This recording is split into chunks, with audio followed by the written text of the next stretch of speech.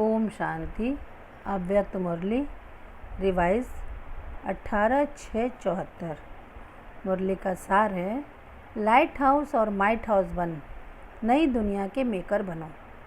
अपने को क्या लाइट हाउस और माइट हाउस समझकर चलते हो?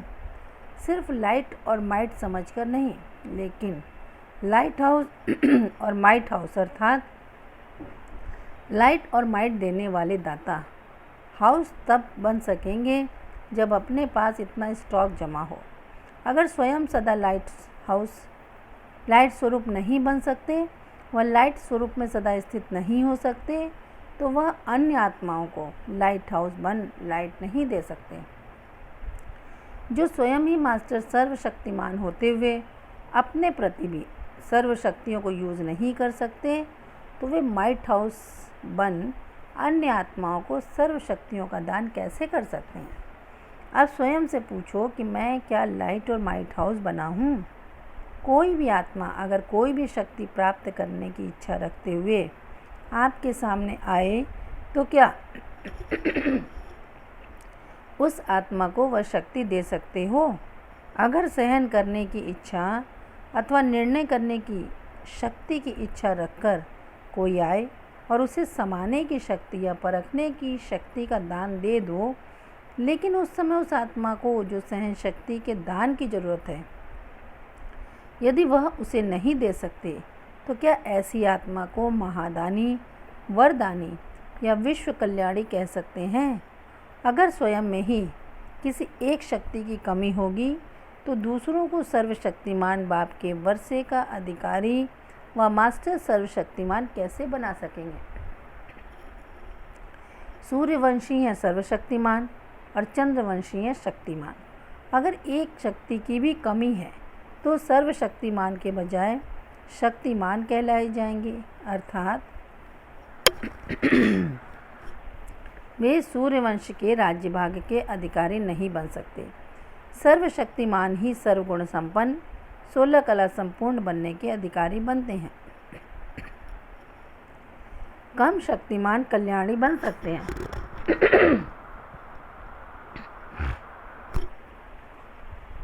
लेकिन विश्व कल्याणी नहीं बन सकते। अगर किसी आत्मा को समाने की शक्ति चाहिए और आप उसे विस्तार करने की शक्ति दे दो, वह और अन्य सब शक्तियाँ दे दो, लेकिन जो उसको चाहिए वह न दे सको, तो क्या वह आत्मा तृप्त होगी? क्या आपको विश्व कल्याणी मानेगी?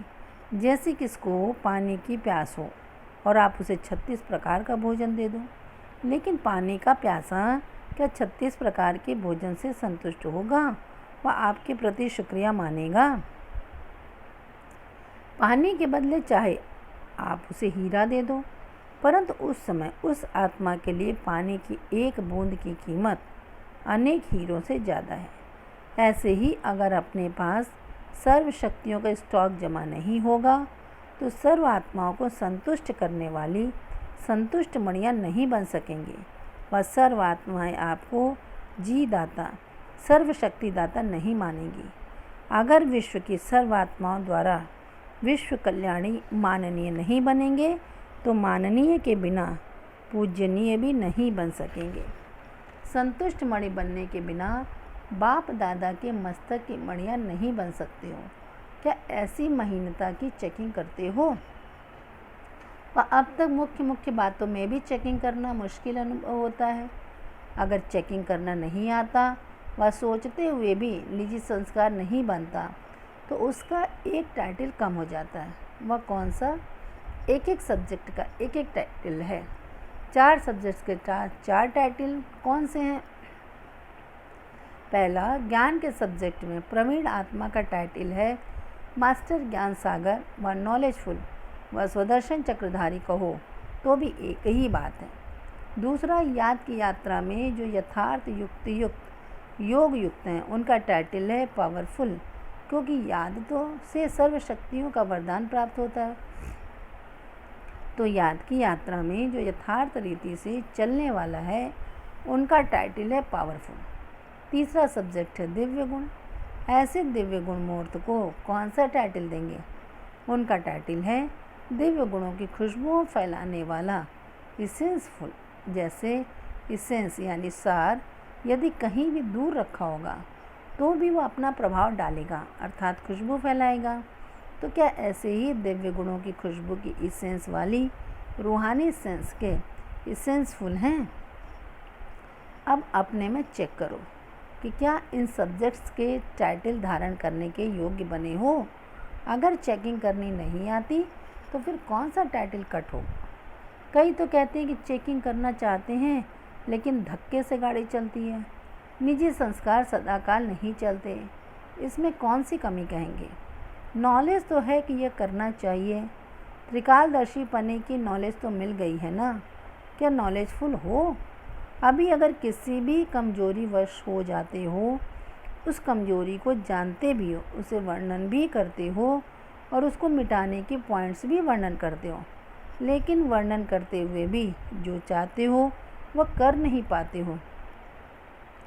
नॉलेज तो बुद्धि में फुल है, लेकिन जितना नॉलेजफुल क्या उतना ही साथ साथ पावरफुल भी हो।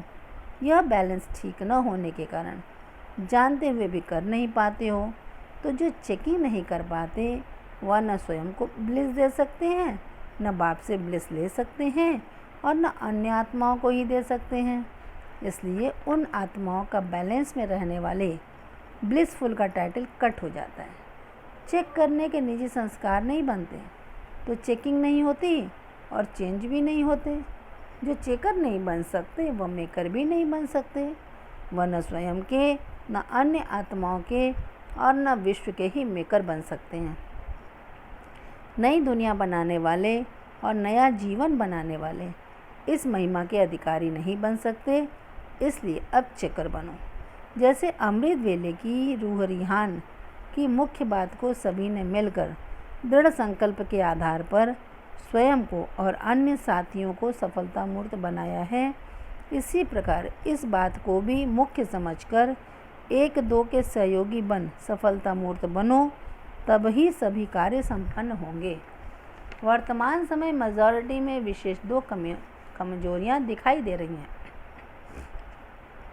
उसकी समाप्ति व उन दो कमजोरियों में सफलता मूर्त तब बनेंगे जब इस बात को सफल बनाएंगे। वह दो कमजोरियां हैं आलस्य और अलबेलापन। इसको मिटाने का साधन चेकर बनना है।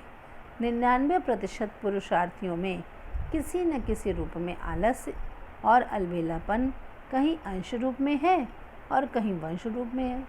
महारथियों में अंश रूप कौन सा है? घोड़े सवार में वंश रूप कौन सा है? क्या उसको जानते हो? अंश रूप है कि मेरी नेचर व मेरे संस्कार, मेरी भावना नहीं है लेकिन बोल व नैन चैन हैं, रेखाएं हैं लेकिन रूप बने हुए नहीं हैं। यह है अंश मात्र। संपूर्ण विजयी बनने में अलबेलापन अथवा रॉयल रूप का आलस्य बाधक है। घोड़े सवार व सेकंड डिवीज़न में पास होने वाली आत्माओं में वंश रूप में किस रूप में है? उनका रूप क्या है? हर बात में कौन सा बोल उन्हों का ट्रेडमार्क है? अलबेले और आलस्यपन के शब्द कौन से हैं? वह सदैव अपने को सेफ रखने की पॉइंट्स देने में व बातें बनाने में बड़े प्रवीण होते हैं। स्वयं को निर्दोष और दूसरों पर दोष रखने में फुर्त होते हैं। लॉयर्स होते हैं लेकिन लॉफुल नहीं होते हैं। जैसे लॉयर्स झूठे केस को सच्चा सिद्ध कर निर्दोषी को दोषी बना देते हैं, वैसे ही सेकंड डिवीज़न वाले कभी भी अपने दोष को जानते हुए भी स्वयं को दोषी प्रसिद्ध नहीं करेंगे। इसलिए लॉयर्स हैं लेकिन लॉफुल नहीं हैं। ऐसे के ट्रेडमार्क बोल सदैव यही निकलेंगे कि मैंने यह किया क्या, मैंने यह बोला क्या, मेरे मन में तो कुछ था ही नहीं, निकल गया तो फिर क्या हुआ, हो गया तो फिर क्या हुआ, ठीक कर दूंगा, फिर क्या कि ट्रेडमार्क के बोल होंगे। जैसे सृष्टि चक्र के समझाने में फिर क्या कहते सारी स्टोरी बतला देते हो ना। सतयुग के बाद फिर क्या हुआ, त्रेता आया, फिर क्या हुआ, द्वापर आया, फिर क्या शब्द में सारे चक्र की कहानी सुनाते हो। वैसे वह लॉयर्स आत्माएं फिर क्या शब्द के आधार पर दूसरों के ऊपर सारा चक्र चला देती हैं, स्वयं को साक्षी व न्यारा बना देती हैं व छुड़ा देती हैं।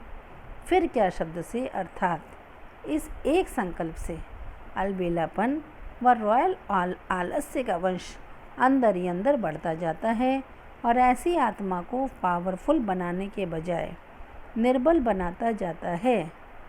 यह है सेकंड डिवीज़न, अर्थात घोड़ेसवार आत्माओं के अंदर अलबेलापन और आलस्य वंश रूप में। इस अंश व वंश को समाप्त करने के लिए चेकर बनना अति आवश्यक है। 8 दिन में 1 दिन चेकर बनते हो, 7 दिन अलबेले रहते हो, तो संस्कार 7 दिन के बनेंगे व 1 दिन के। इसलिए अलर्ट बनने के बजाय इजी और लेज़ी बनते हो। ऐसे की रिजल्ट क्या होगी? क्या ऐसे विश्व कल्याणकारी सर्वशक्तियों के महादानी वरदानी बन सकते हैं? इसलिए अब इन 2 बातों को अंश रूप में व वंश रूप में, जिस रूप में भी हैं, उसको अभी से मिटाएंगे, तब ही बहुत समय विजयी बनने के संस्कारों के अनुसार विजय माला के मणके बन सकेंगे। अच्छा, ऐसे सुनने और स्वरूप बनने वाले संकल्प को 1 सेकंड में साकार रूप में लाने वाले सर्व आत्माओं को लाइट हाउस व माइट हाउस बन सर्व शक्तियों से संतुष्ट करने वाले संतुष्ट मणियाँ, मस्तक मणियाँ, सदा स्वयं पर और हर संकल्प पर चकर बनने वाले नई दुनिया के मेकर और विश्व कल्याणी आत्माओं को परमात्मा और सर्वश्रेष्ठ आत्मा बाप दादा की याद प्यार, गुड नाइट और नमस्ते। बच्चों की तरफ से भी बाबा को नमस्ते नमस्ते नमस्ते। वरदान: एकाग्रता के अभ्यास द्वारा मन बुद्धि को अनुभवों की सीट पर सेट करने वाले निर्विघ्न भव। स्पष्टीकरण: एकाग्रता की शक्ति सहज ही निर्विघ्न बना देती है। इसके लिए मन और बुद्धि को किसी भी अनुभव की सीट पर सेट कर दो। एकाग्रता की शक्ति स्वतः ही एक बाप दूसरा न कोई यह अनुभूति कराती है। इससे सहज ही एक रस स्थिति बन जाती है। सर्व के प्रति कल्याण की वृत्ति रहती है। एकाग्रता के अभ्यास से भाई भाई की दृष्टि रहती है। उसे कभी भी कोई कमज़ोर संस्कार, कोई आत्मा व प्रकृति किसी भी प्रकार की रॉयल माया अपसेट नहीं कर सकती। स्लोगन: सेकंड में विस्तार को सार में समाने का अभ्यास ही अंतिम सर्टिफिकेट दिलाएगा। सेकंड में विस्तार को सार में समाने का अभ्यास ही अंतिम सर्टिफिकेट दिलाएगा। अच्छा, ओम शांति।